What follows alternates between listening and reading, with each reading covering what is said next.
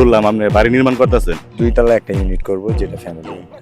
আসলে আপনি যে ভালো কাজ করেন এটা নিয়ে তো অনেক সমালোচনা, আবার নতুন করে যে আপনার এই বাড়ির নির্মাণ করবেন এটা নিয়ে কি হয় মিডিয়াতে, এই বিষয়ে দুটো কথা বলেন।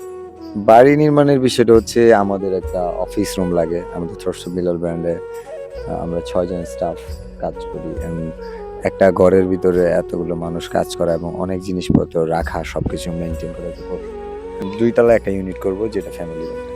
আসলে মানুষ তো ভালো দিকটা মানে কথা বলে না, অন্য সাইড কথা বলে।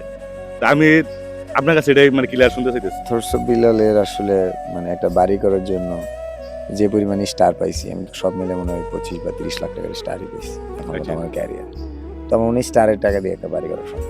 তো আসলে কথাগুলো আপনারা সম্পূর্ণ বুঝতে পারছেন যে আসলে এটা যা বিলালের ভালোবাসা মানুষ আছে তাদের জন্য একটা অফিস রুম করবে, এবং যে অনেক লোকজন আসে বাড়ির যে পরিবেশ, এই পরিবেশে লোকজনের সমস্যা হয়।